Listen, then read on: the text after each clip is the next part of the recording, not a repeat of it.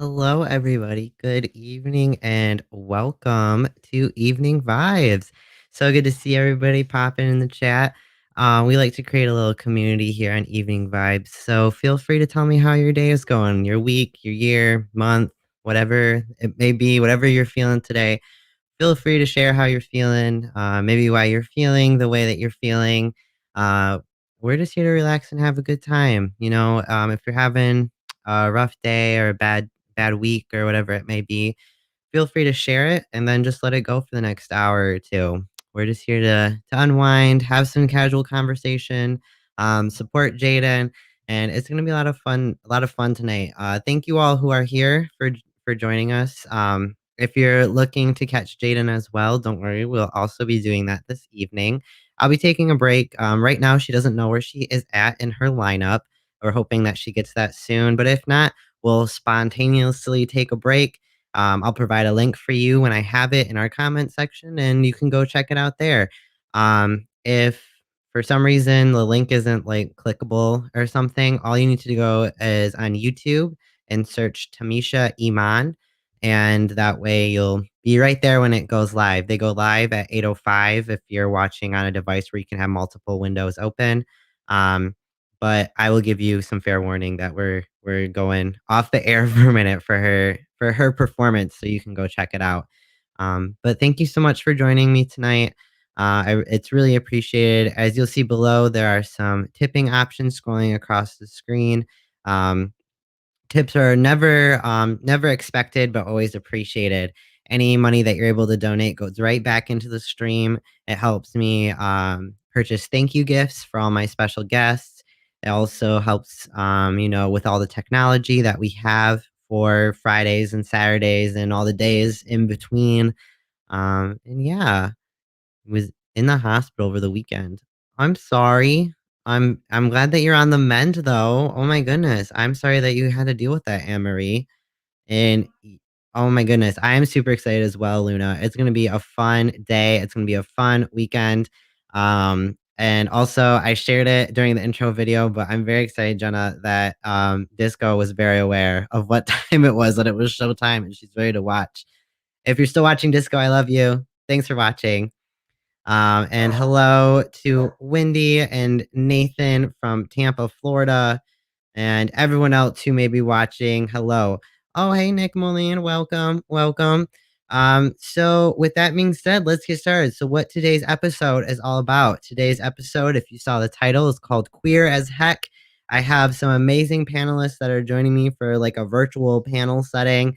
Um, I didn't have any anonymous questions come through. So if today during the stream you have some questions you'd like to ask in the comments, feel free to put them out there. There's no such thing as a bad question. If it's deemed as inappropriate or something that we don't want to answer, we'll just say, hey, maybe you can ask Google that one. Um, Otherwise, we'll do our best to answer. We also can only answer for ourselves and not for the community. So that's also important to remember throughout today's stream, that everything that we're talking about is based on our own experiences. It's not based on the community as a whole. We'll probably be going all over the spectrum with different topics, delving in, starting out with some basics, just so you know where we're at, and then diving into some deeper stuff, fun topics, serious topics, whatever may come up. I talked about with one of our special guests that we might do some like, if you watch RuPaul's Drag Race, might do some like untucked commentary of Jaden's performance and talk about how that went and how it looked. Because, like I said, we'll be watching and taking a break. When that link is there, obviously you can click it and then go over and you'll be able to vote. Tamisha explains how the voting process works. And you'll also be able to see by the other comments what people are doing. Um, so yeah, okay, cool. Let's get started. So with me today, we have one guest that's running late this evening due to a meeting, so she'll be joining us later. But so far, I have with me, let's see who is ready. You all look pretty ready to me. I'm gonna bring to, bring to the screen Elizabeth Janovic. Janovic. Oh my goodness, I just like butchered the last name. Great. It's amazing that you got it at all. So We have the amazing Elizabeth back with us. We have Eli with us. Hello, Eli. Hello. And we have the Hello. wonderful and stunning Avalisa Gallo, everybody. Hello, hello. Hi. And then we have our special guest who will join us when she's able to join us. So if we want to do some intros around the circle about, to get the basics out of the way, our names, our pronouns, and maybe what your identifiers are, your labels are, maybe their lack thereof. Oh, hello, Aster. It's good to see you. um, Elizabeth, would you like to go first? Sure. My name's Elizabeth Janovic, and like I said, that was a valiant effort, Riley. Um, Everyone wants to put an H on the end or a K on the end, so it's usually butchered some way or another. I'm an attorney. I live in Ann Arbor for part of the year and Beaver Island for part of the year. That's kind of a dream more than a reality, but um, I have a wife and kids and some dogs, and I like to cook. That's pretty much everything about me. Awesome. Cool. Eli, would you like to go next? Sure. So hi, I'm Eli. Pronouns are they, them, theirs. Some things that I identify with would be being queer, being trans, polyamorous to a degree, currently practicing like a solo ethical non-monogamy. I'm single, but I'm out there. Other things about me. I have a cat, Aster. I love her. I also play field hockey. I'm a goalkeeper, and I currently work in higher ed. Just leave it at that. Awesome. And Avalisa. Hi, I'm Avalisa. She, her, hers. I am a Black trans woman, and that's a fun thing about me. I have worked in advocacy for a while, specifically for Black trans women. I have traveled all over this world, including a quick stay in Ann Arbor, which was super fun. And I made some really good friends while I was there. I moved back to Nebraska and I'm currently living in Arkansas at this moment. So, I just kind of do whatever, I go wherever. Fun times. Thank you. And then I guess I'll go for maybe anyone new. Um, and also just to keep the playing field even, I'm Riley, pronouns he, him, and also questioning other ones. I don't know. I am trans masculine and sometimes gender fluid. So I guess gender fluid, because it's fluid. And as for sexuality, like demisexual, Yes. monogamous for the most part, I guess. I'm in a monogamous relationship, so that's where I lie. So that is where I am at within my identifiers. Hello, everyone. Hello, Austin. Hello, Patrick and Susan. Hi.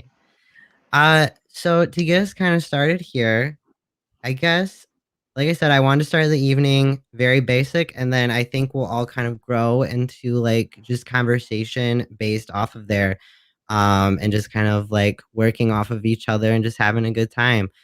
Would anyone be comfortable with starting with how they came to find who they are today?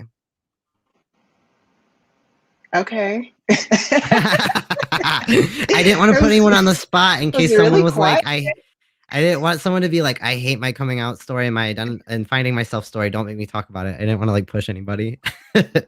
Um, so around like Actually, can I put you on three, a hold real quick? I'm yeah, so sorry. yeah, We have yeah. our other guest joining us. So I'm going to throw her on screen. In perfect timing, we have Elena, everybody. Hi.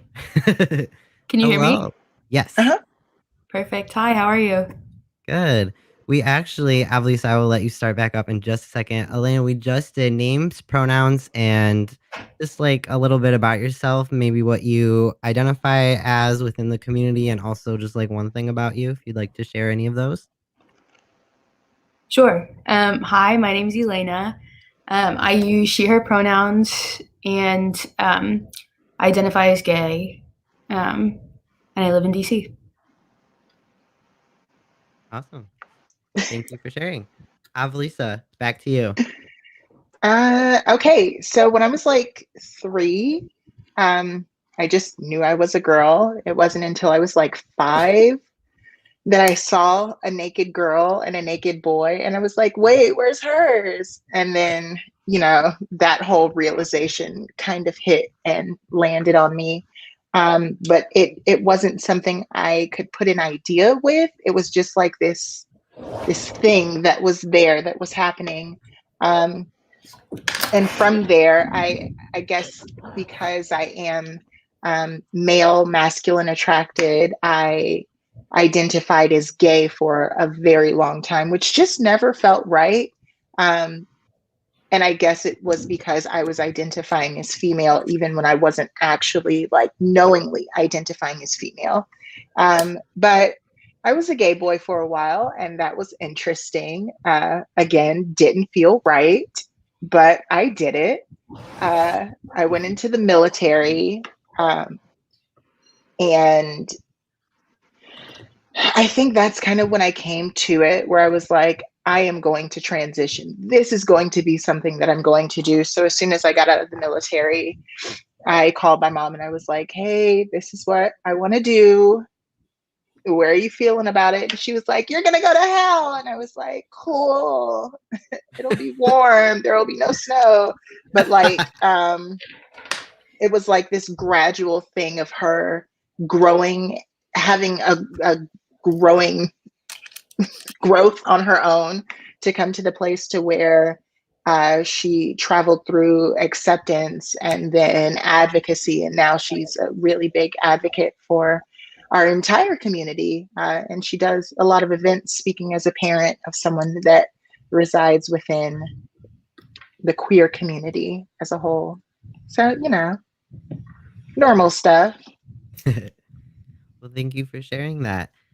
Who would like to be next on how they found themselves and where they are with that, I guess, today, or how they came out, maybe? I'll go next. Awesome. So I probably knew that I was gay. I would say I identify maybe as bi. It's kind of like Riley said, fluid for you, and I kind of feel the same way. I'm married to a woman, so that has changed it for me in some ways. I don't think about it as much, I guess. And it's funny when you asked me to do this, I really had to start thinking about it, about this idea of who am I attracted to, or kind of those ideas, because they just are, I think they just go dormant, in a sense when you're in that monogamous relationship or you're in a relationship of some kind. I only knew that I was attracted to people when I was around 11 or 12. And I just kind of thought everybody felt that way. I thought that probably all of my girlfriends felt like they could fall in love with a girl or a boy and it wouldn't make any difference. Which is funny because I didn't really know that many gay people. So it was kind of one of those things that just felt it was just the way I felt. And I didn't really think about that a whole lot until I was in my 20s. And I had dated men primarily and started dating women, and I thought, wow, this is so much better for me. This is a better fit, And I didn't come out. I spent a long time figuring out how to come out and whether or not I wanted to come out. I was a little turned off by the idea that I had to come out.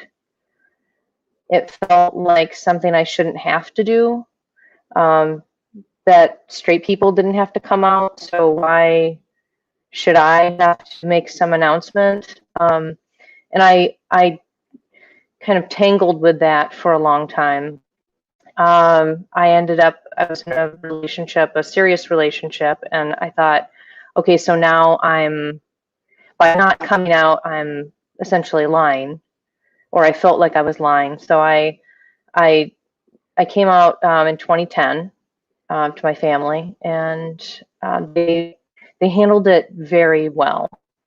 Um, it wasn't like a Hallmark moment where we all hugged and cried and everyone was fine. But I mean, I felt like I needed to give them the same time that I gave myself, and for a long time. So I set that bar very low, just because I felt like, look, I I spent all this time. I spent almost 30 years figuring this out. And, you should take the time to figure this out too. Yeah. So that's kind of my story. And, then here we are today, 10 years later. Thank you so much for sharing that. I definitely, within your comment about being fluid about who you identify with as well, or who you're attracted to. I'm sorry, who you're attracted to as well. That's so real. Like I'm in what is a picture of a gay relationship, and so it's very common that people who are just meeting me is like to make gay jokes and to be like only talk about how I'm attracted to men. I'm like that's not me. I'm like, yes, this is a very presenting monogamous gay relationship. Like that's totally real. Um, but like that's just because I'm in this for the long haul. It doesn't mean that like outside of it, that's only who I'm attracted to. Right. So thank you for sharing that. Eli Sure. or Elena, would you like to go? Eli. Okay, great. Cool. So how did I kind of figure that out? So many things. It's a long story. So, kind of growing up, I would kind of probably consider myself a pretty gender nonconforming kid. So, like, thinking grade school, kind of tomboy-esque, had long hair, but always had it pulled back, and I would say relatively, like, was fine in that. And then until middle school, where, like, puberty starts to creep in, people start to conform more to femininity or masculinity, and myself at that time being a girl who's now becoming a teenager, felt that discomfort and a lot of, ooh, I have to start to conform to this, like anxieties, fears, all of that. And did that for a few years and like very much realized that wasn't working out. And also met a trans person in high school who more or less was like kind of the first one to really like come out in my high school. He was a year younger than me, so he like came in as a freshman. I was a sophomore at that time, and from there, kind of like explored gender and sexuality in it. So initially, kind of coming to like an asexual identity and awakening. From there, kind of connecting more to like my gender identity and kind of coming into more of like a non-binary identity initially. But in my high school, it wasn't really accepted at all, to the point where like when I considered they them pronouns, like teachers would be like, no, that's wrong, that's grammatically incorrect, that normal thing where they're real invalidating. So I kind of gravitated towards, I guess maybe identify as a boy and a girl, why not? Mm-hmm. Yeah. And then that kind of, just kind of faded away with time. I kind of like came to more of identifying with this like masculine energy and realizing that for me, like steps towards transitioning was like a thing that was very much wanted and needed. And as I like sought more medical affirmation and like transitioned socially, realized like being read as male, being seen as man is like, I don't, that's not quite how I identify. And especially like my experiences dating and kind of passing as like a man trying to like date gay men, maybe that like not having great experiences in there, and just kind of coming to like I'm queer. Yeah, very open-ended. Yeah. And now I'm just kind of adventuring into more of the what I would kind of consider like more like pan-romantic attraction, being like I want to date all of the people of all the genders.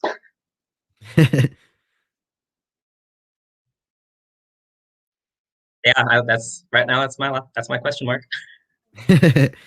Awesome. Thank you so Uh, much for sharing. right. That was good. Thank you. And that leaves you, Elena. Would you like to go? Sure. First, I love hearing all of your stories. I mean, I always love a coming out story. But Elizabeth, I'm still in like shock and kind of awe of how much grace you gave people. I don't know. I don't know if I've heard anyone say before. Like I wanted to give people as much time as it took me to figure it out, and I don't know. I love that. That you like felt positive about doing that and you felt comfortable doing that and that was like peaceful for you, or I don't know if it was peaceful for you, but you know, I don't know, I just respect that. So I came out when I was after I think my first summer after my first year of college, but I think all throughout high school, I kind of um, I don't know. I feel like I was very much the person in my friend group where I really like. I was the one that all of my friends' parents liked. I kind of like did everything kind of. I don't know. I had my like ducks in a row. I still, you know, I want to do things correctly. I want to, you know, be a good person and all of that. And in West Michigan, Riley, you know, um, that like part of like having your ducks in a row and part of like um I don't know, being like a normal regular like person is like being straight. And so that's just it was never really something I questioned for myself. Even though even though I was the straight one in my friend group, I was friends with all queer people. I mean I also did theater, but that was never really something I questioned for myself. Um until I got to college, and I think I kind of think I was like released from those expectations in a way. I think that Ann Arbor and like that community is really different. And I think just like my perspective on everything and the lens through which I saw everything really changed. Um, and I think that even like looking back, you know, everybody talks about like your root, like how you knew before you like knew you were queer, what like I think there are very obvious things in my past where I saw like I don't know, there were definitely people who I was interested in who were women in my childhood, but I don't think I really like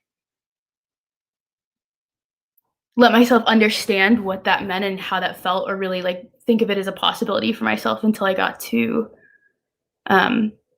college, because that was I don't know, that was like something for other people and not really for me. But then I actually came out to myself. That's how I like to describe it. Like came like realized and like allowed myself to accept it and really sink into it at a concert.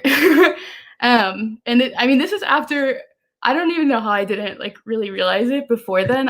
There was somebody in my choir in college who I was obsessed with, and I would like go home and like lay on my bed and just like sit there and like think about her for half an hour. Um, but I was, you know, I just thought we were friends. I guess I don't really know what I thought. Um, but then I saw after my freshman year of college, I went and I saw at my organic gardens. I saw Brandy Carlisle with one of my friends, and in as part of her set, she had her wife come on stage and she like sang the song about I don't know, just about how much about their love and how much she loved her and all of that. And I remember like just like seeing them on stage and it was kind of like for the first time I felt like, oh, like that's what I see for myself. Like that is like the goal. That feels comfortable to me. That feels like that's what I want in a way that I hadn't seen before. I also think that in Rockford, I definitely had queer friends, but a lot of them were like queer women. They weren't like my type of queer woman. Like they weren't like me. They were Mhm. a lot of them were like very, very masculine or very, very feminine, and I don't really identify with either of those, or in like very gendered relationships where one person is very masculine and one person is very feminine. And Mhm. I don't really identify with that. But just seeing Brandy Carlisle and her wife, I just thought, oh, that's it. That's like we figured it out. Mhm. And then I told no one for a whole summer and like worked at my job cleaning tables and like cried every day for a whole summer. And which was great. And then yeah, the rest is history, I guess. Oh, am I supposed to say how I told people? The first You don't person I have told, to. It's up to you. mine are kind of funny. Go for The it. first person I told was a drunk text. I was like very drunk and it was like not full like English. Like it wasn't like it was gibberish, but they knew me very well. And so they were like, Elena, what? um and so that was the first person I told. And then my family was relatively accepting, especially for Rockford, Michigan. Um, and I used to do, before I came out, I would do hypotheticals. And I would do this not about queer things. I would be like, what would you do if you woke up tomorrow and your skin was blue? Or what would you do if, like, I don't know, someone walked in the door and did this or whatever? And then sometimes I would throw in there just to like test the waters. What would you do if I said I was dating a woman? You know, I would like say that to people to like feel the vibes. And I remember one time I was sitting in a Pop Belly in Chicago with my mom and my sister. And I said, and I was doing like a bunch of them. And then I said, what would you do if I told you I'm dating women? And then my mom looked at me and said, "Are you?" Mhm. I mean, she caught me. I don't really know how. But so, I mean, I said yes, obviously, because I was. And then, yeah, at that point, this is similar to Elizabeth, I think, well, and Eli. I knew that I was definitely interested in women, but at that point, I don't know, I didn't really know how to like label that or how that impacted how I felt about other genders or and I don't think I still fully do. But I came with time more comfortable with just saying that I'm gay. So that was kind of long, but there we go. That was great. Thank you. Thank you so much for sharing. So I think a common thing that I really appreciate in everyone's story is that we're all living in a space that's kind of like just open to what comes next. And correct me if I'm wrong, if anyone's like, that's not what I said. Um, but we're very in a space where it's like, this is where I'm at now, but whatever happens, happens. And that's like my biggest thing that I like to preach when I talk about queer identities, because looking at it through a media lens, the biggest thing is like identifiers and labels. That's like the biggest thing that people want to know. That's the biggest thing they want to talk about. That's the thing that they like want to get down for maybe themselves or for others in the community, whatever that may be. And I think I love that we're all in an area that we're just like, yeah, this is where I'm at, but like, you know, whatever comes next is cool, and we'll figure out where we're at from there. So I really appreciate that all of you shared that part. That's amazing. Um, I Just a side thing. I shared in the comments on Facebook the YouTube link. I have not got word yet that anything's happening, so I'm just gonna keep going until someone I have a plan with our friend Unebriated who's here. She's just like gonna come into like my studio and scream at me that it's time. But so yeah, don't worry, I'm not holding any of y'all back from anything. But um sorry, there was just so much information. I'm processing where to go next. Does anyone have like an area that they thought of that they like want to branch off of? Otherwise, I can keep. I'm here to facilitate, but I'm also here just to have conversation with y'all. So one of the things that is like super recurring in a lot of what everyone is saying is that labels get in the way. And I feel like I'd love to dive into that some more, because there is one label that I hold very steadfast to and I'm very adamant about, and that's, you know, being female, being a trans woman. As far as sexuality goes, I've always said that I'm somewhere on the spectrum. I'm closer to straight than I am anything else, but I would never like say no and deny an opportunity. One thing I definitely don't have to think about right now because I'm engaged, but like, you know, it's one of those things where it's like, who am I to say in a certain situation with a certain person that could make me feel some type of way? I'd be like, oh, no, because I'm just into men or I'm just into women. I think that there is this beautiful progression happening with everybody existing on some type of spectrum, to where very strict labels are becoming fairly outdated. Yeah, no, I agree. I know when I first came out, and something that I still hold on to today is that one of my like the identifier that I hold on to and always say first, I didn't say it today for some reason, but I usually say first is that I'm queer. Like that is, and that's where the title comes from, like queer as heck. Like I am queer. And I love sometimes just leaving it at that because it gives room for whoever, specifically whoever I'm dating. Mm-hmm. If for some reason they because I mean queer people find queer people, but sometimes you find like a cis straight person to date. Um and but most of the time at some point something's gonna shift, whether it's yourself or your partner. Assuming that after the shift you stay together for whatever you may not, I don't know. But just leaving room for that relationship to shift if it needs to. I mean, having conversations all the time with like Jaden or even with past partners that I've had in the past of like, today I kind of feel like I might eventually lead to this gender. And I'm like, okay, cool. That's why I don't call you like my boyfriend or my girlfriend or like any of like these labels. I'm just like partner because it leaves room to fade in and out of whatever that person may feel that they are. Um, that was my intake on what you were saying.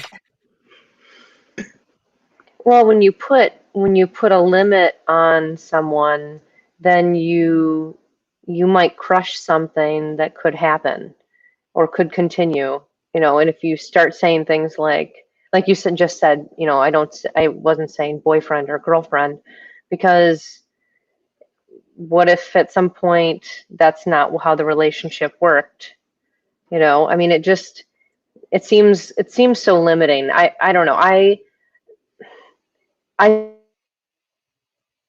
There was a lot of pressure for me to say I'm a lesbian or I'm bi, or I mean, there weren't a whole lot of choices. Like, it didn't feel like there were a lot of choices, but I just didn't really like any of it. I was kind of like, I'm me, and I don't know what that's going to look like in a year or 5 years or 10 years. And I probably, I mean, come to find out, have just progressively gotten gayer as years go by. So, I probably started out bi, and I'm probably just a lesbian now, but I still don't feel like I should stick myself into that, and necessarily into that pocket. Um, and not that you can't get out of it once you're in it, but it It seems very limiting, and I don't mean that in a like I want to be super promiscuous sort of limiting. Like it just it's like one more label. You know, we have all these tags on our names, and I just kind of feel like I'm just Elizabeth, but I have definitely gotten a lot gayer. So something for all of you to look forward to. I'm glad it doesn't go away as time goes on. Come to find out, it wasn't a fad. Yeah, I feel like we're all It just is. going to continue to get gayer and gayer and gayer. Just Love it. progressively as a society, I'm here for it. When I first came out and first started to transition with hormones, I had a vlog on YouTube called "Everybody's a Little Bit Gay," and it was. I still hold on to that. I don't do the vlog anymore because now I do stuff like this. But like, I still hold on to that. I feel like they're deep down at some point, like you had to have a moment where you're like, "Ooh, that person's attractive." Like, oh shit, why do I think that? I feel like Um, everybody has to have that moment where you're like, am I gay? Let me think about this. I feel like everybody has to have that moment. And through that moment, you discover where you are on this spectrum of sexuality. But I feel like everybody has that moment, like when we're like 15, 16, where you just ask the question very quickly just to check in with yourself. Totally. I was just leaving the floor open for a second. There was no. I love that. Let me think about this. And I feel like I had to revisit that. I think I definitely thought about that, being surrounded by a lot of queer people when I was in high school. I definitely thought about it and still was kind of like, no, that's not who I am. Because I think also where I grew up, like that label came with a lot of characteristics that I don't associate with it now. Like lesbian, like I have a really different conception of what that looks like now versus when I did then, because then when I grew up, it was like at my school, queerness was for sure related to like pedophilia, and like yeah, we had a gym teacher, and everybody would say that she was gay and that she would like We had a it just choir was teacher in totally the same untrue. boat. Yeah, we had a choir teacher in the same boat. It sucked. Yeah. Yeah, and I don't there was like no evidence to back it up, but and like the two of like the main queer women in my school were like, as I said, like very masculine, and there were a lot of like jokes about like I don't say the D word. It makes me feel gross because of my experience. Other people can say it. It doesn't. I just like can't bring myself to say it because of how it was used growing up and how like gross of a word it is, and like the person that I associate it with. Like a D word spike for hair, or like it was really common for adults in my hometown to say, like when somebody looked ugly, to say that they looked like D word y. And so I felt like I was like, well, I'm not ugly, so so I can't I'm be beautiful, so I don't know what. Yeah. I can't be gay because I'm pretty. Yeah, because I don't want to wear like cargo shorts. I don't know. Like not that the cargo shorts are ugly, but they just like don't feel correct with my presentation of like with my like gender expression or anything like that, you know. So I felt like there were a lot of like narrow characteristics associated with that identity that I couldn't identify with, and then like I don't know. I mean, yeah, that makes a lot of sense because the media has always portrayed people within the queer community as like, with all of these terrible, I'm sorry, I'm trying to scoot my chair closer, with all these terrible negative stereotypes, like as far as the media portrays trans women, it's always somebody who looks super masculine, who is a hooker out on the street, not even a high class escort, but like a street hooker, and like her family hates her and they kicked her out and she's living a terrible life. And so like when you're thinking about what your life is going to be like as a trans person, you think, oh wow, I have to be a hooker now. Like that's the only option that I have because that's what the media says I am. Like for the longest time, gayness was like you had to be loud, proud, flamboyant, somewhere closer to feminine than you were masculine. And like that's what the media said being gay was, just like society, your community said that being a lesbian was this thing. And I think that keeps so many people from actually exploring their queerness because they feel like they have to be this thing. They have to live up to this standard when in reality, everybody can be whatever they want to be. Yeah. I'm glad you can't see my cargo shorts right now. Are you and you and your wife both just rocking them right now, Elizabeth? Yeah, let me see. Yep. She's got her Goals. cargos on. Cargo shorts Bro. are handy. And Probably a looking at tool you belt. like, what the heck? You said and her Yeah. what? I saw somebody wearing cargo shorts today. Oh, You're good. You're good. I saw somebody wearing some cargo shorts today, and I was like, those look good. Weird. What? Right? It's too soon for shorts. I saw shorts today as well. I feel like they're changing. Is it 60 degrees out? I don't understand. Where are you? It's not warm enough for cargo shorts anywhere. It's like Not warm enough 50. for anything other than Arkansas. pants. Pants. Everyone should have pants on. It was what was it today in Michigan, in the lower part of Michigan? I think it was like 45. So the like, not to stereotype, but like let's just straight dudes were like, it's time. My peak season is here. They felt Mhm. it. They felt it deep within. They said it's time to take out the boat shoes and the cargo shorts. It is time. It's time.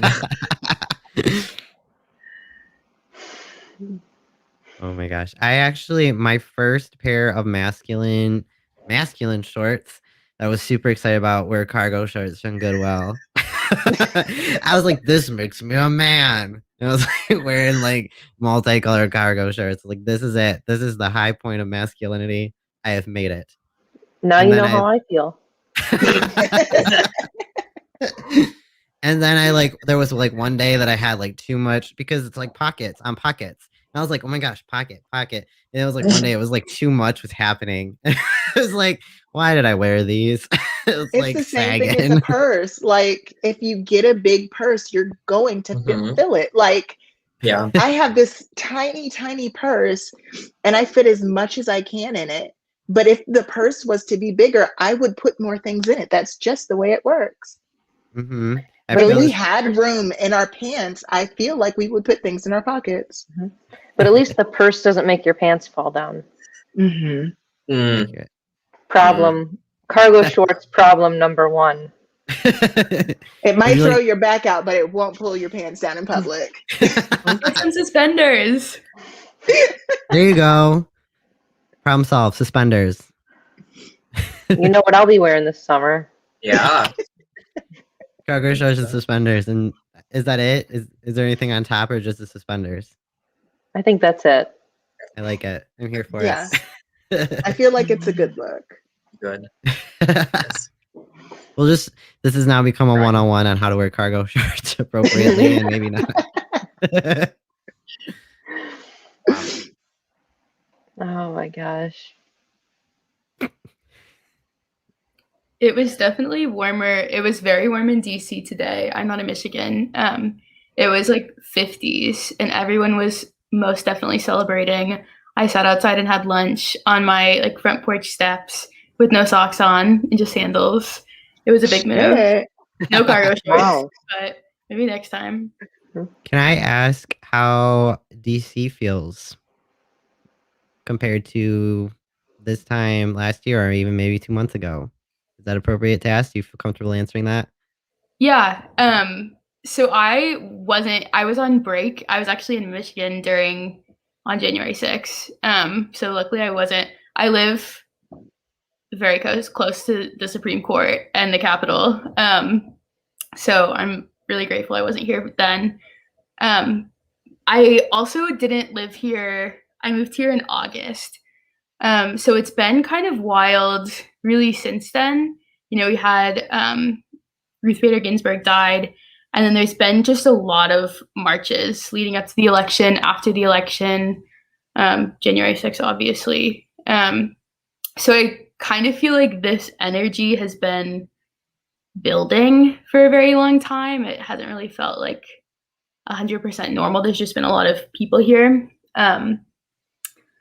But right now, there's like, I don't know if all of you know what it looks like here, but there's a giant gate around the Capitol, and a lot of the streets are blocked off, which is very unusual. Usually you can walk like right up next to it.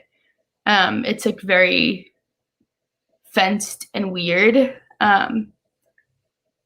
But so in that sense, like when I walk past there, it's kind of, I don't know, a reminder that, I don't know, everything's just kind of like the whole city's kind of like holding its breath, waiting for something to happen again. But also at the same time, I sit in my house all day, every day, and I'm a first-year law student, so I just do work all day, every day, so I can forget about it a lot of the time, luckily. Was and this comes into play of just my lack of knowledge of things. Um, the blocking off and the gate and everything that you were talking about, was that within the time that you were there, or that happened within the presidency in the last 4 years? No, that was after January 6th. Gotcha.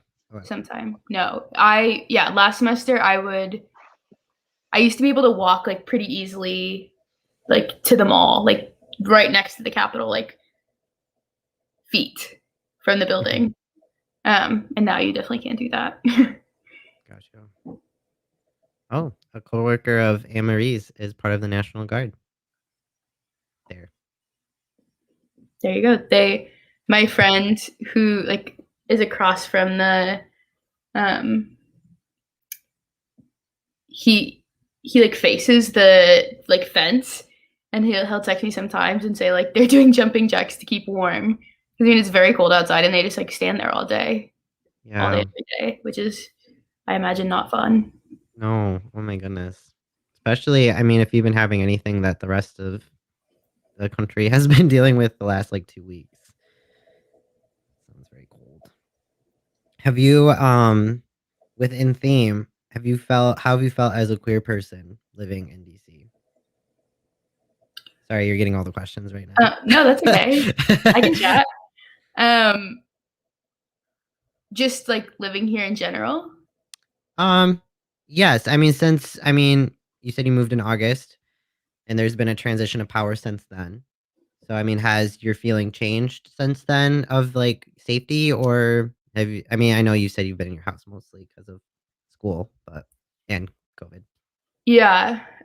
Honestly, before this, I lived in Michigan, in West Michigan, and I definitely would say that I don't think that any of my queer identities in the US in like bigger cities are wildly, I don't know, don't really put me in danger that much. But I would say definitely just like general as a person living, like fully expressing myself truly, compared to West Michigan and my like small town, I definitely prefer it here. There's like rainbow flags everywhere, and all the different pride flags. And I don't really think that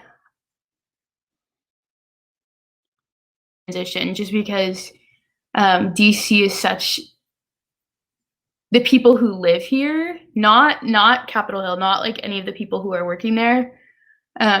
DC's like a very liberal city, and it's like there's pride flags everywhere compared to West Michigan, where it's different flags everywhere. Yes, even now. So I would say that I feel, for me, equally comfortable, but That's valid. yeah.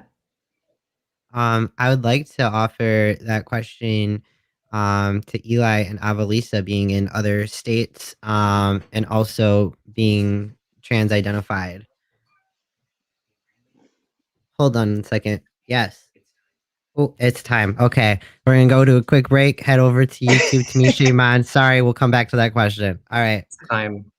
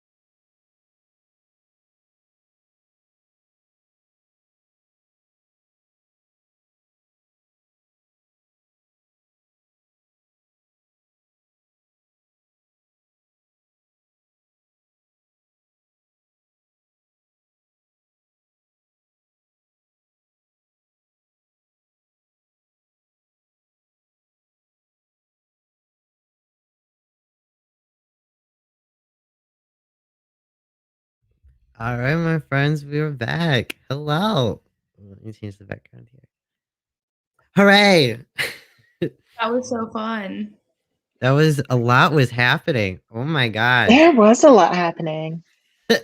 I was like, I was into it though.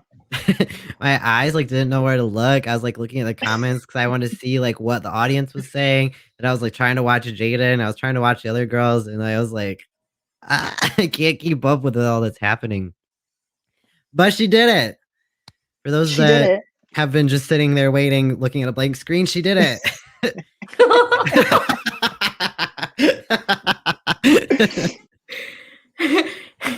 I mean, I hope. I mean, we maintained 8 viewers on this channel the entire Thank time. you. Thank you. Thank you for waiting. I hope you weren't just staring at the screen waiting like for us to come back. But if you were, thanks. Oh, that I was love so that the exciting. song was Single Ladies too. I Girl. appreciate single ladies every single time. Yeah, I had Susan, my friend Susan, back in December, and for those that don't know, there was like a camp that we worked at together. That was like the song, and we created like this whole like choreography to it. So when Jaden was like, they were doing single ladies, I was like, I wish I was competing. I know every word. I have a whole dance set. I could do this. If you like it, then you should have put a bell on it. Right. It was It all was like also cat themed. yeah, the entire dance and words were cat themed. It was a good time. But yes, she did it, and here we are. I'm glad that we got to come back to exciting news. Yes. We're waiting on Elizabeth. I don't know. I told her we were coming back, but I think she might just try to figure out things. But that's okay. We can chat until then.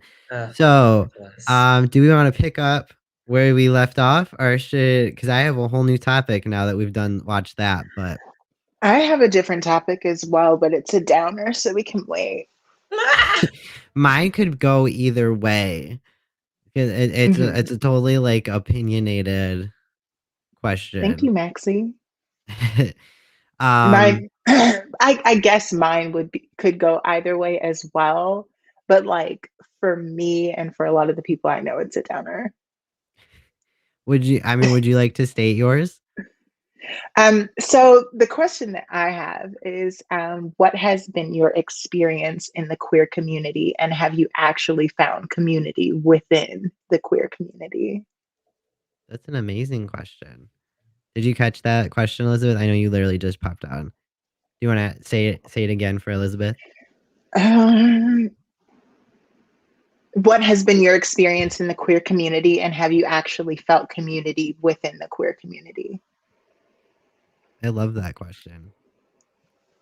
I haven't answered a question tonight, and since you asked it, I'll kick us off. Um, I feel like I haven't found community within the queer community. Like I'm still searching for community within this group here. I feel like I've found community, which is why I've asked you guys to be on the show, because I knew I didn't have to worry about like someone going, wait, what are we talking about? Or like or saying something and me having to go, we don't say that anymore. But overall, I really struggle to still find community within the queer community. Some of it lies within the fact that like I just have a lot of different views that are a mix of like generations before me and generations now. And a lot of people don't find comfort in that. They like want it's like with gender or sexuality, they want one or the other. They don't want your in between opinion. Um and so that's my shortened version of that answer. Would anyone else Mhm. like to take on that? I will. Okay. I don't know. I mean, this is a bad answer probably. I don't really know. I feel like I feel like I'm involved in a lot of different areas with a lot of queer people, with groups and boards and political events and things like that. But as far as finding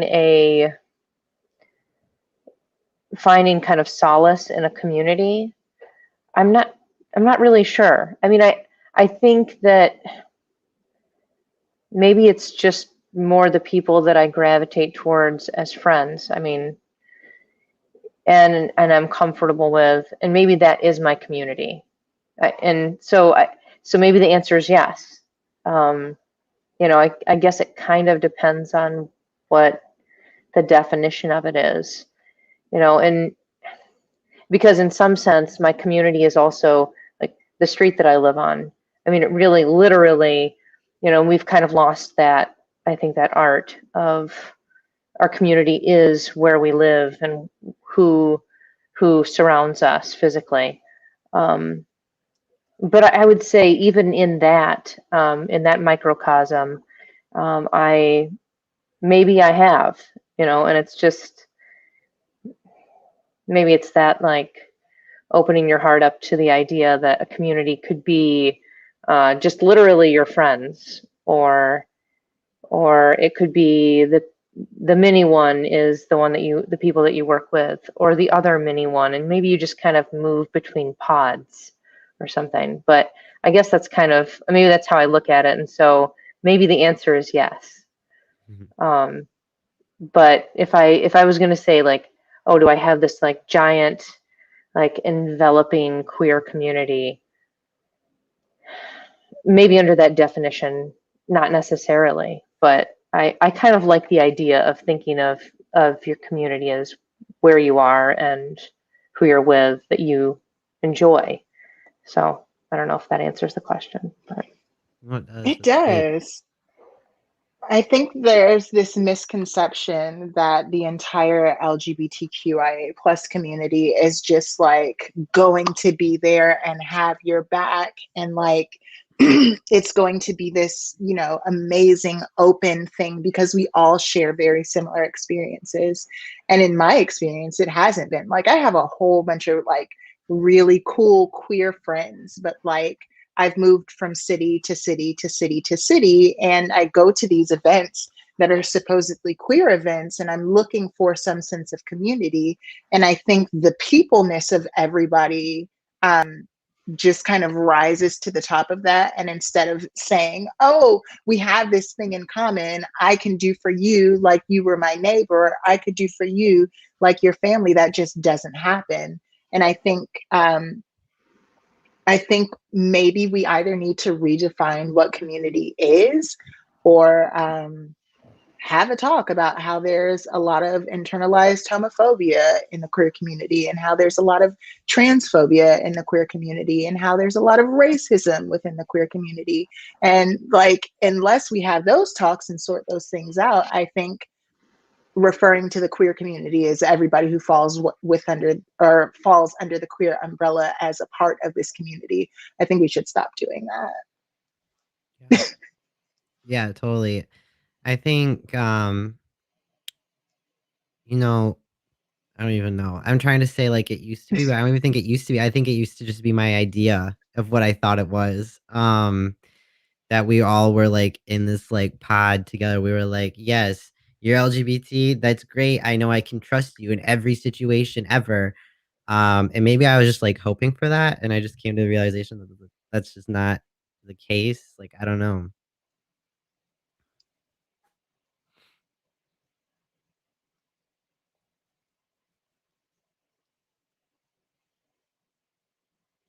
Silence. I feel I mean, like it's something to say. It's something to Okay, go say. ahead. It's, Go ahead. I was silence gonna is like never a bad thing. share my answer, kind Yeah. of, because I feel like to me the answer is like a strong yes and no. Because like in reference to like that person that I met in high school who was like the first trans man that I met, like we're still best friends. Like what, like we're probably like 10 years later about now. So like to me, like there is like that sense of community, and there's like folks that I have like branched out chosen family-esque feelings where like to me that's community, and our queerness ties us together in like a family supportive way. But then also experiences of like other folks where I'm definitely wary of strangers who are like even within the community, where I'm like I could see them doing wrong potentially, or having witnessed that. So yes and no. Similar like events. Impersonal, maybe. Yeah. I At mean, I times. definitely have conversations with friends, and I don't know where it lies in like the problematic spectrum of things. Where it's like where I even differentiate like the trans community, and then there's like the trans community. Uh, and I don't know if people feel that within like other communities as well, like lesbian, gay, whatever. But I find myself talking just even with other trans folks of like there's like the people that get it and then the people that are like they're trying and they're just uh um yeah. I mean anything I would say after this would range in problematic areas, so I won't let people catch me out even saying it. And But that's the fun part. Those are the things that you really want to say, but not in public, not on a public platform. These are private conversations. Needless to say, my straight cis allies that are watching, we have issues within the community within ourselves. So we're not as golden as as mainstream sometimes makes it with each other. I think before everything, we're still just people, and people can be problematic regardless of what community they belong to. And I think, painting a rainbow flag over the entire thing and being like, no, everybody's happy and gay and queer and we love each other. Like, no, some people are assholes and they will always be assholes. Yep. Yeah.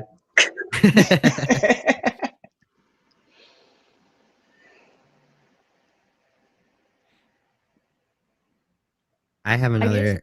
Oh, I go can ahead. Go share. ahead. I don't know if I can share my Yes. take on it. I mean, I definitely agree with what I like hear what you're saying. And yeah. I think when I thought about queer community, I don't think of it as every single queer person is in one community. I guess I thought about it as like my queer community and like my like community in queerness that I have found in my like very personal space. And I think that I agree with what you were saying, Lisa, about having like friends in different cities and you kind of like go in and out of talking to each other and like different spaces of different like I don't know. At different times I feel like I have more and less queer community, if that makes sense. But I don't know. I do think I don't know. I think that my take is very different because my identities I think are more widely celebrated and like easy to comprehend or like societally comprehended. So I think that my like experience obviously is very different than yours. But I think that when I think that I do feel some sense of queer community in the abstract, in that when I walk into a room and there are other queer people, I know, and this is like a room of like all, like everyone of all identities. And somebody like identifies as queer in any way, I like watch them and I like think about them and I like pay attention about them and I care about them more than other people. And in my experience, other people also do that for me. But that also isn't like obviously that doesn't mean they like love me. That doesn't mean they actually, like do things that are good for me or helpful or positive or that they won't harm me or won't harm other people in the queer community. But I sometimes take comfort in that. Yeah. That was what I thought, but No, I don't know, yeah, I think maybe more. in that sense, I totally agree that I mean, you walk into a space, especially one that you're unfamiliar with or may not know a lot of people, and you're kind of looking for your safety net of like okay, if shit hits the fan, where can I go? Who can I make that that side eye look with? Exactly. I was specifically thinking about like, who can you like give a look to and be like, even if you don't know them. Right. Like, who's gonna get it right away? It's like, okay, that person's got it. All right. I've definitely been in some spaces where I look over to the other queer person and it's like, yeah, you get it. You get it. And then I've also been in spaces where I look over to the other queer person and they're like, and I'm like, sorry, I don't know. I think my go-to is that I just look for the other expressions. Like, I'm sure on a subconscious level, I'm looking for the queer person, but I'm kind of just looking around the room for like a facial recognition, like something problematic happened, and so I'm looking. I'm like, hey, who reacted the way I need them to react? Ah, that person got it. Okay. Like, I did feel anyone like else we find need this problematic? I don't know. I feel like we need a queer hand signal because we can't do handkerchiefs anymore, but I feel like we need a queer hand signal that you can just discreetly throw up in a room full of people to where they could be like, I think that's where I'm struggling with it, is because I know specifically within the Black community, we call other people in the queer community family. And so you see somebody who is also queer and you'll be like, oh, that's family. She's family. He's family. They're family.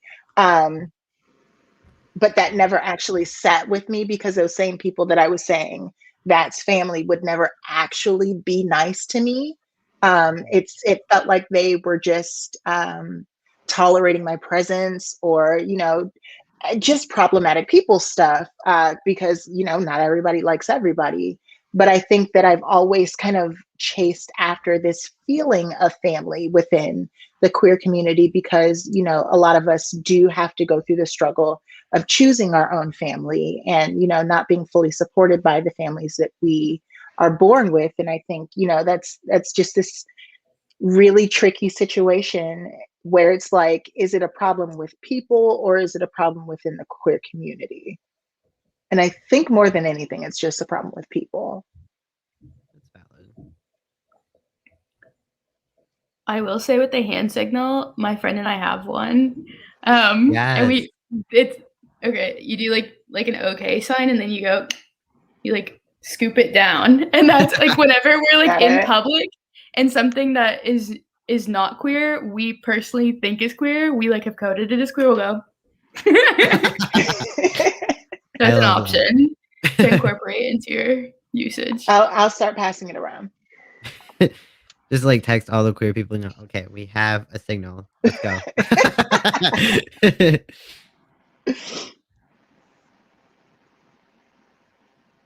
I'm gonna make a TikTok about it. See how quick that spreads. Yes.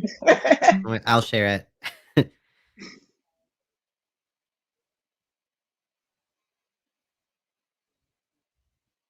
Any other thoughts in that area? Otherwise, I have one more topic for the evening. Okay. First of all, are are are my panelists ready for something that's controversial? Is everyone going to be comfy? Always. Elena laughed. I'm going to take it as a yes. You don't have to answer if you don't want to. That goes for all of you. If someone's like, man, that's no, I'm going to let you have that. That's fine. It's only because we just watched Jadein, we watched Tamisha Iman. Where do you stand with RuPaul's Drag Race? I brought it up. You're welcome. I'm gonna mute myself. Like I said, no one has to answer. If everyone's like, I want to talk about that topic, then we can let it go and move forward. So I'm super old and have seen, I don't know how many seasons of RuPaul's Drag Race there have been ever, but maybe I've seen all of them. I don't know. I mean, so this is coming from a person that doesn't do drag, but has friends who do. So I that's also want to say, I'm so sorry to cut you off. I just want to say, if anyone on the panel is like, I super love RuPaul's Drag Race, like that's not a wrong answer. This is not like this is not a target hit. This is not like I'm gonna attack you. This is truly like, this is a fascinating conversation for me with every like queer person I come into contact with. because everyone's all over the place. Sorry, I just So, wanted to get so that out. I'm kind of just see it as I have known people personally, have known people that were on it, and it was like a good platform for exposure to an enormous audience. And I don't know. I mean, like if I'm going like totally positive spin, I would say what what a wonderful opportunity for people who would never ever see a person in drag to actually be exposed to people in drag. Like I mean, like it's an actual, it's like there are. I mean, I think that I live in Ann Arbor, and that's a bubble. Like it's not real. Like it's not what everybody else in America is living, at the same time. So Mhm. I feel like the exposure to things that are maybe outside of your realm, the possibility of that, I like that idea. I mean, like for that side of it, anything that kind of like gets exposes people to things that they would maybe never see. I mean, I can tell you right now, I grew up in Northwest Indiana. I had never seen a person in drag. I mean, I had to go really far away from my house to ever see that. Mhm. And so it was kind of like, when I think of it in those terms of that kid that has never ever seen and may never leave the county that they live in, but they do have cable, and they have the internet, and like that's all kind of new. So I just think it's, in that sense, I think it's great to give people that kind of exposure to something they may never be a part of or never see or never, and maybe they won't understand it anyway, but it's still, at least they were exposed. Yeah.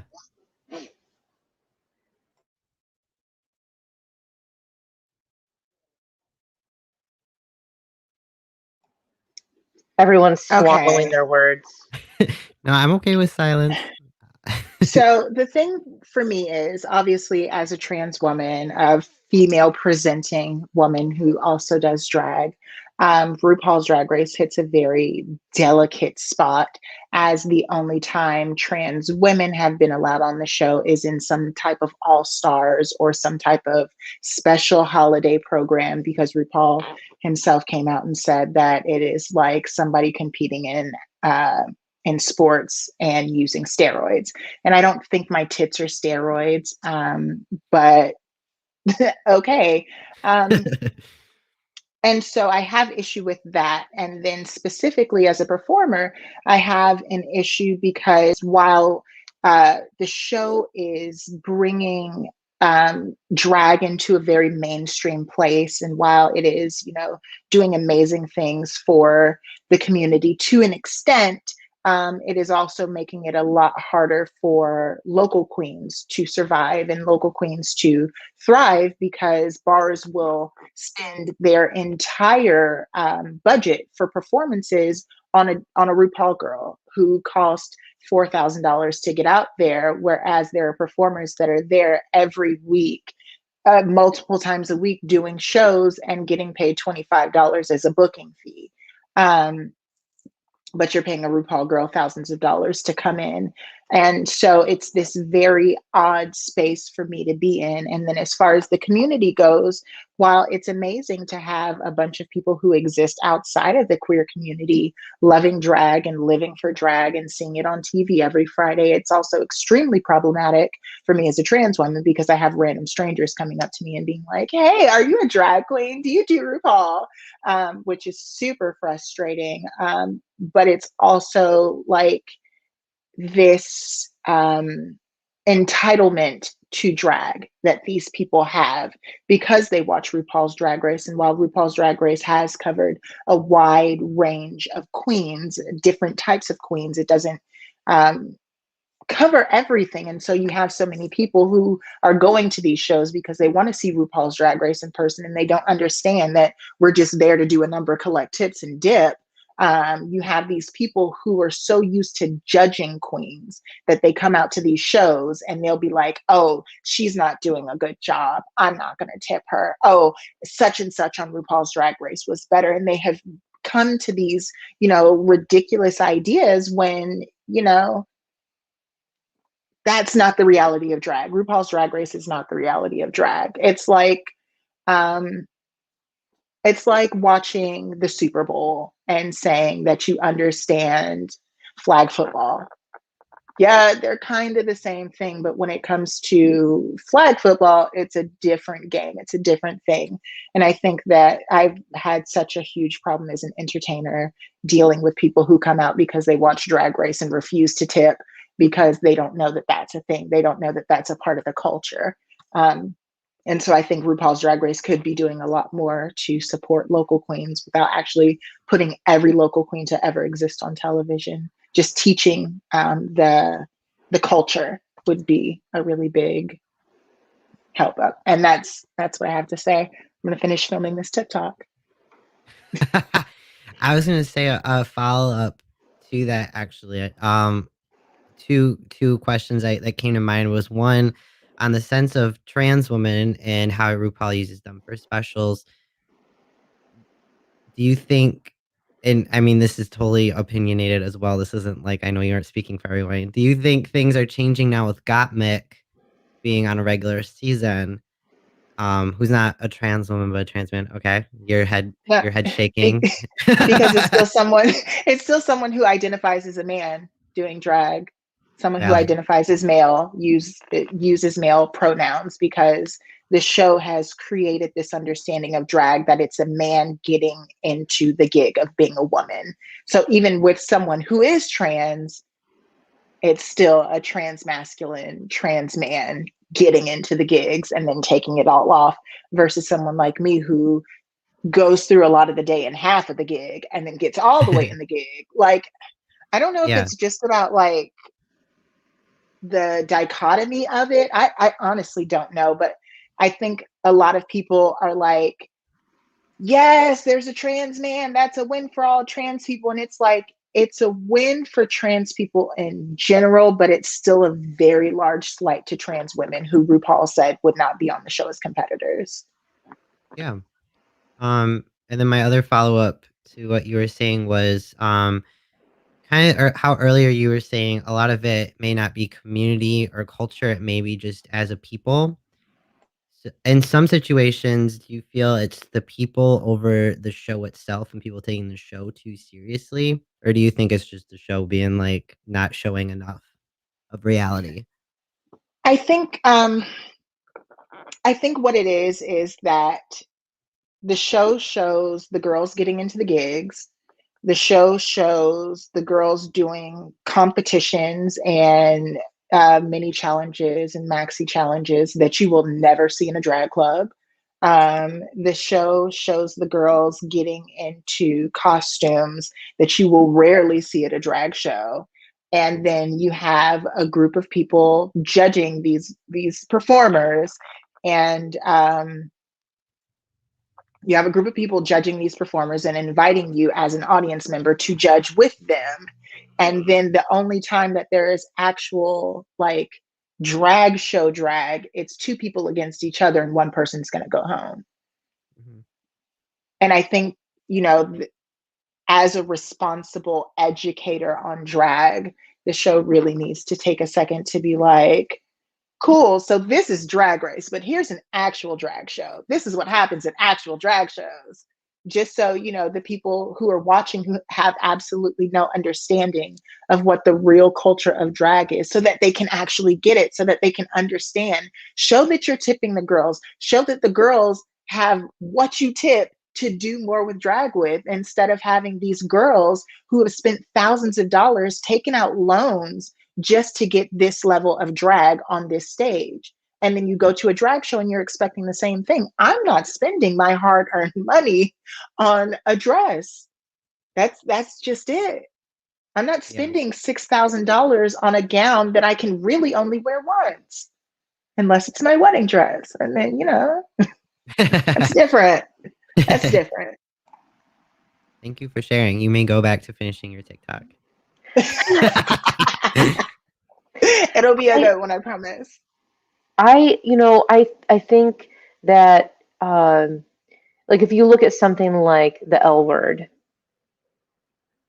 like, is that what being a lesbian is supposed to be?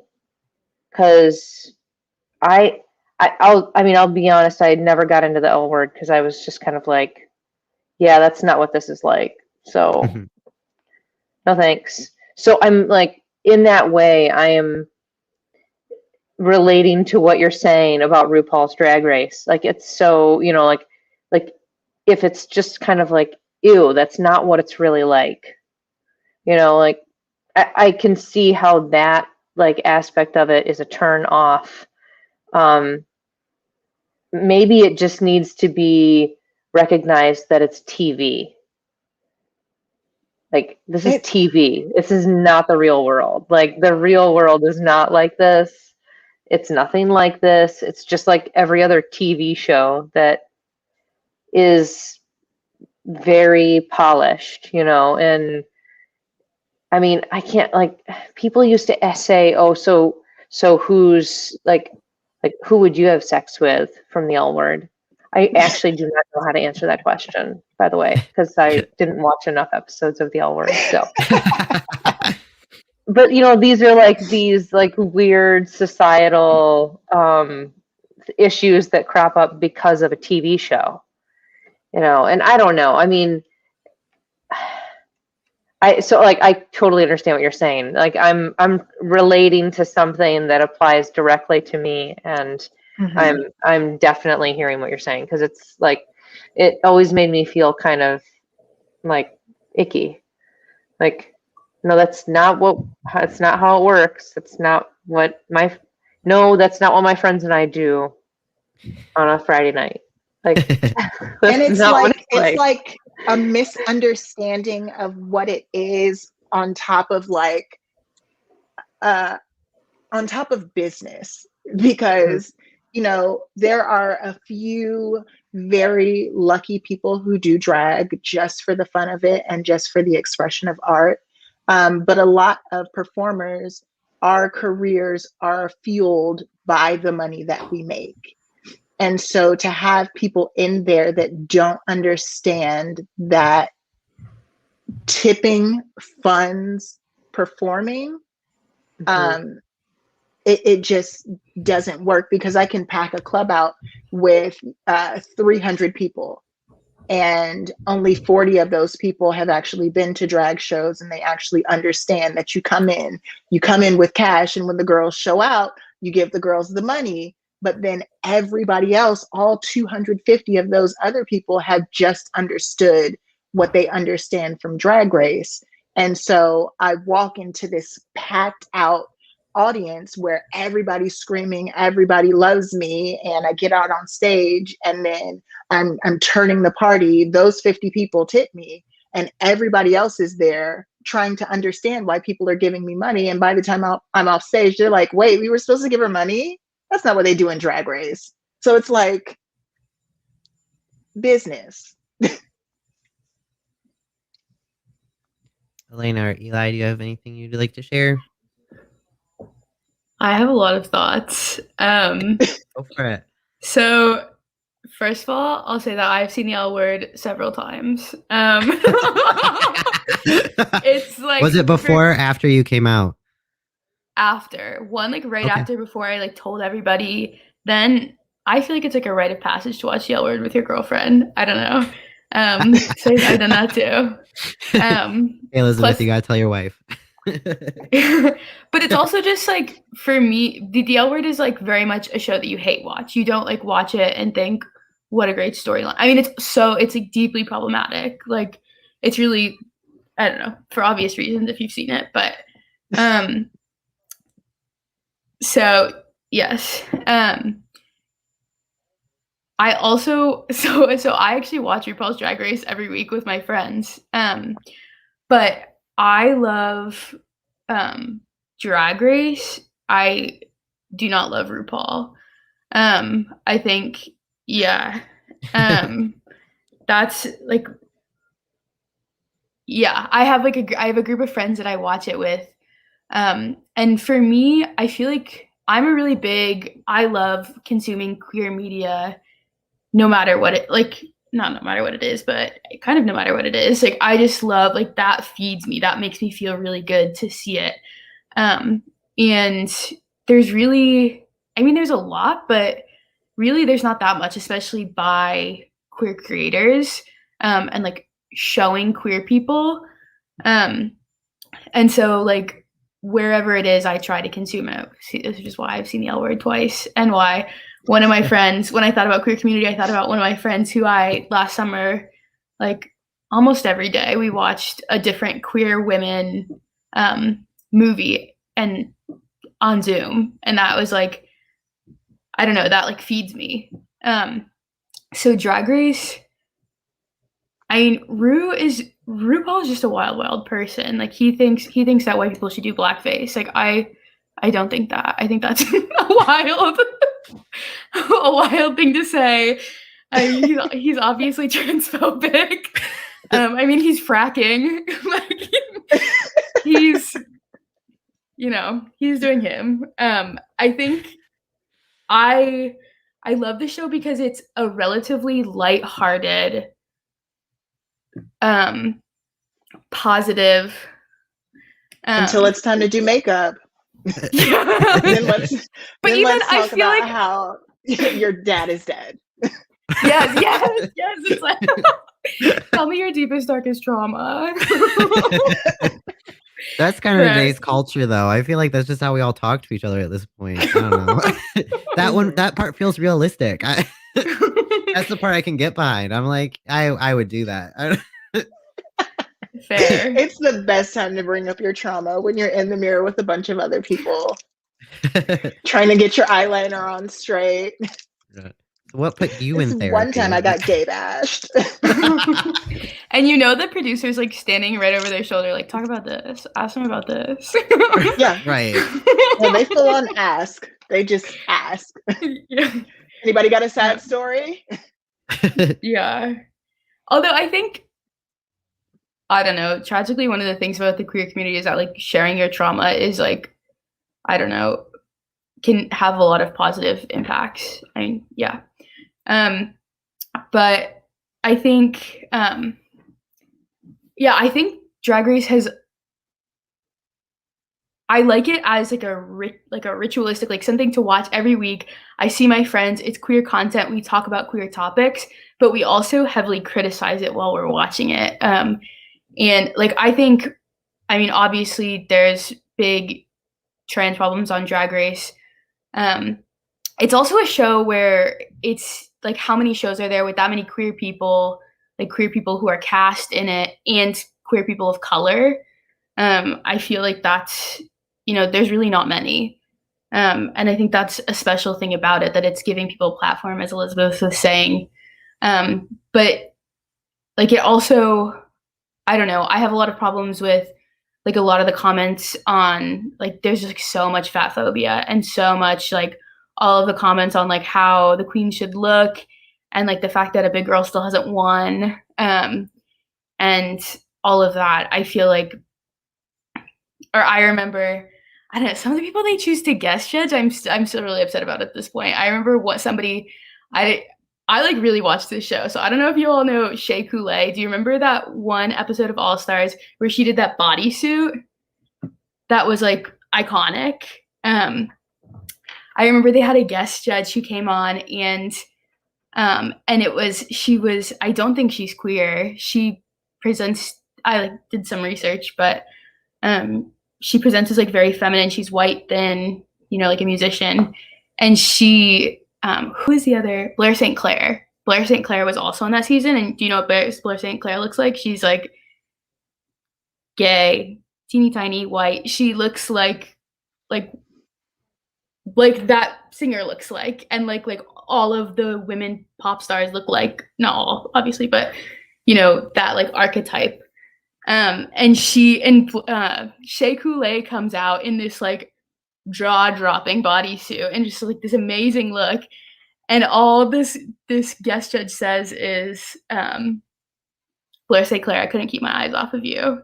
And just because she's like this teeny tiny, like that's like what she wants to be. That's like what our society like praises. That's like the goal that a lot of people are working toward. So I think that a lot of their guest judges and the critique that they give on top of what Rue and Michelle say, I think, I don't know. I think it's obviously has many, many problems. But I also said to somebody recently, I don't know if there's really like a show that I like watch and I don't like cringe the whole time that I'm watching it. Like there's like very few. Big Sky Country or Big Sky on Hulu. That's good. What is it? Big Sky? Big Sky. Very, very little cringe in that. I'm ready. Add it to my list.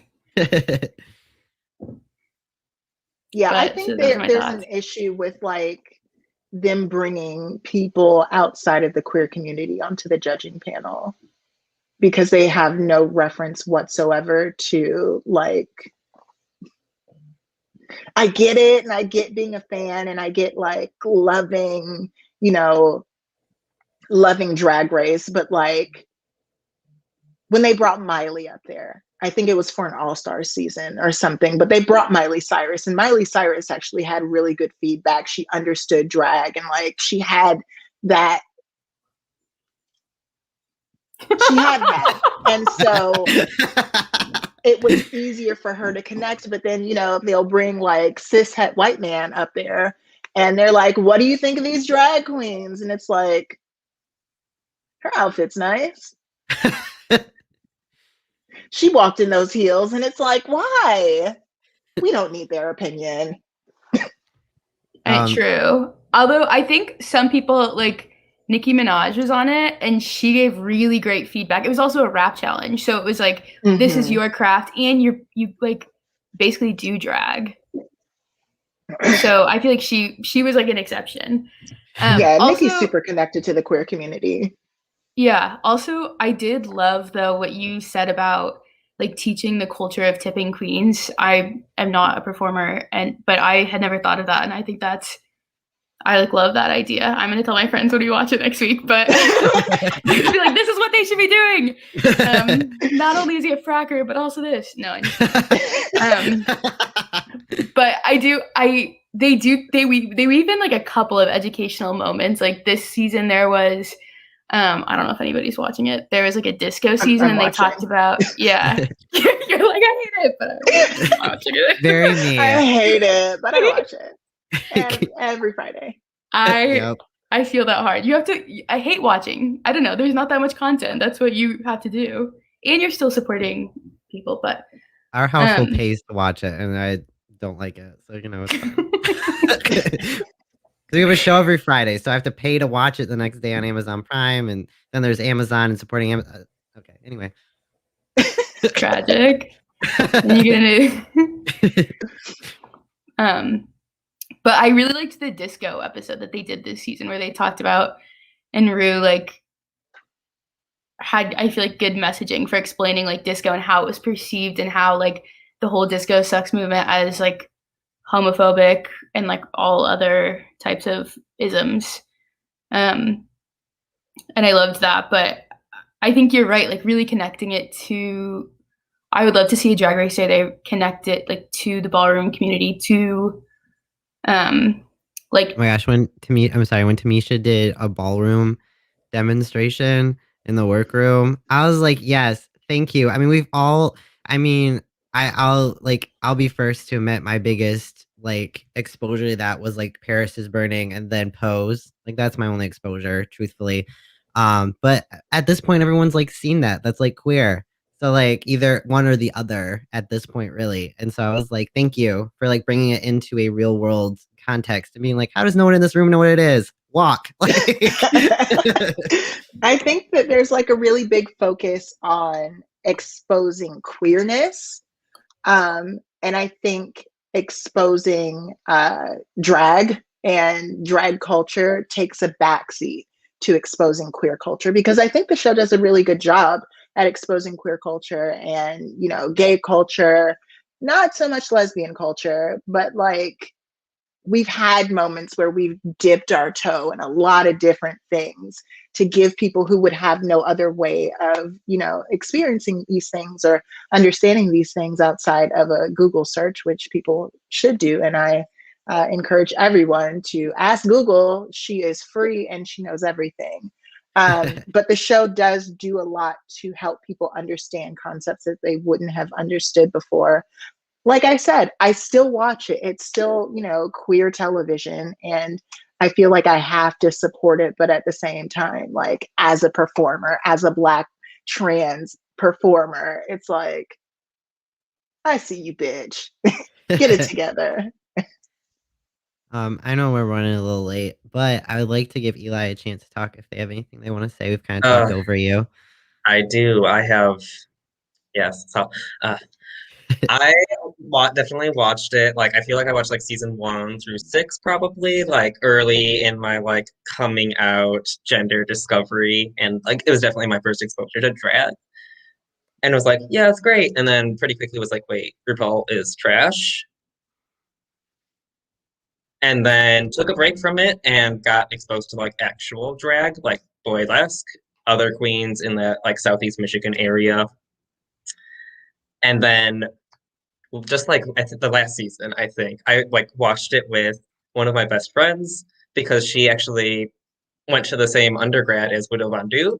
And so it was like supporting this person I actually know. And it was like a different connection that I had felt like actually like made with the show that I hadn't made previously, of just like that kind of like humanizing better experience. And like also like Riley, you've talked before how you need to not watch it seriously.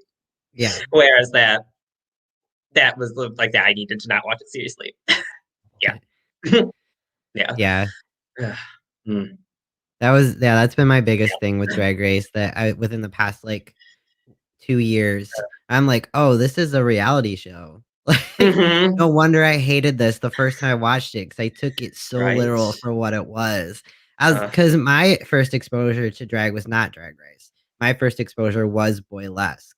And so I went from Boylesque, seeing these everyday people doing drag and rocking it, then going to, like, Hollywood and being like, "What are they doing? Like, what is this?" And being like, "This is non-realistic. Turn It's off." real world with drag queens. And so it was just yeah, it was a big shift, like, "Oh, I can't take this seriously, like, I have to watch it with, like, just this is for entertainment." Yeah. It's still television. There's still producers. There's people who are making decisions purely for the viewership. Like once you get to the end, like everybody's going to be good enough to win. Um, Mhm. but like a lot of the decisions that are made, a lot of the moments that are taken are purely for ratings. And I think not going into it feeling like this is real. These everything about this is real. This is a real competition. Like if you go into it like that, you're going to be angry because RuPaul's going to send somebody home who didn't deserve to go home. Yeah. Um, I think too what put it in perspective for me is having Jaden actually audition for the show multiple times, even just within our relationship. So having my significant other be so passionate about the show and realizing these people are everyday people. Like, yes, they're putting on a show. Yes, they're being told what to say and what to do at some parts. But it's like, okay, if my significant other was on this show, like, that would change the game entirely, and so I've taken it back. I mean, almost how people take other real life situations of having to be like, "Okay, this is someone's significant other, this is someone's child, this is someone's mom or dad." Being like, "Okay, so I if you take RuPaul out of the equation, can I tolerate watching this show every Friday with the other people in my household?" I'm like, "Okay, I can, like okay." That's where I lie with it, in a gist.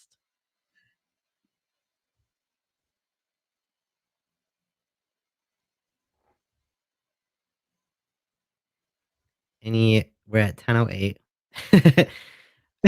That's a way to end a show, but I'd like to give any final thoughts, like, to the general world that you would like to say or you have on your mind before we go, starting with, Avalisa, just because 'cause you're closest to my screen. Um,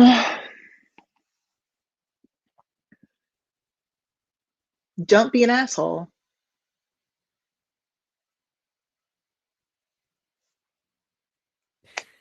That's Elena? for everyone.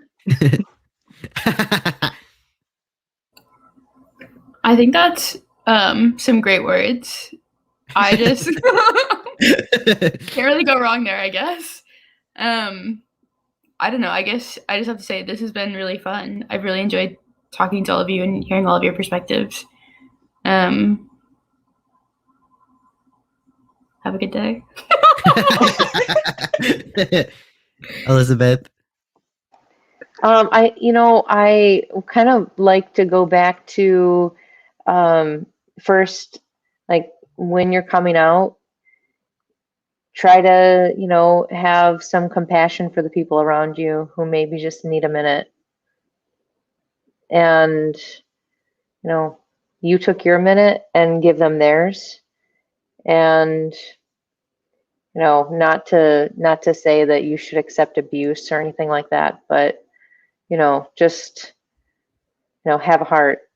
And then, it kind of ties into what we were talking about with community, like I think that maybe we have all found our communities because I've heard everybody on here talk about people that they love to spend time with and that they feel good around and they're doing things that make them feel good. And I think that's really what, maybe we're all doing it the right way, just in our own ways. So, and this was awesome. I really appreciate it. Thank you. Eli? I wish everyone safety, good travels, and fun. It's nice to meet y'all. Thanks for having me, Ryan. You're welcome. Thank you all for being here. We have a new hand signal. Oh, there we go. Gotta scoop it. Scoop it. Scoop it. If y'all felt this, I'll definitely have you back either for a new topic or for individual shows or whatever, because this was fun and I love all of you. And I appreciate all of you so much for doing the show with me today and for also accepting the flexibility of today's schedule. Thank you. With that, I'm gonna exit you guys out and do my final say, but thank you all, and I hope the four of you have a wonderful rest of your evening and the rest of your week. Thank you. All right, y'all. So thank you so much for joining me today, joining us. That was a great show. I wish we could have I easily could have kept going with these people. They're amazing to talk to, and I love all of them dearly. They're all from different if I had time, I would tell you about all the different walks of life that they come from, how I got to know each one of them, but that's for another day. I hope you all have a great rest of your evening. We have a great list of shows coming up this weekend. Friday, we have bingo. Saturday morning, our family-friendly shows. Saturday evening, fundraiser for Ann Arbor Pride. All those can be found in the pinned comment in the chat. You can also just find it on Boylesque Michigan on Facebook, Boylesque Drag on Instagram, Boylesque Drag on Twitter. And Jadein Black will, as she has so graciously announced in the chat, Jadein Black will be doing a show at 10:30 right here on Boylesque Michigan on Facebook, as well as I'm sure her personal Facebook and YouTube. If you would like to join her, she's going to be talking about what the experience was like with Tamisha and all the other girls. And if you don't already know, she made it to the finals. So she's got a lot to share and a lot to be excited about. It was great. Scoop it, Mexi said. Thank you all who were able to join me. Thank you all who are listening later in the week or later in the month or whenever you listen. I appreciate you. You are loved. You are worthy of love. Take some time for you. Have a great rest of your week, guys.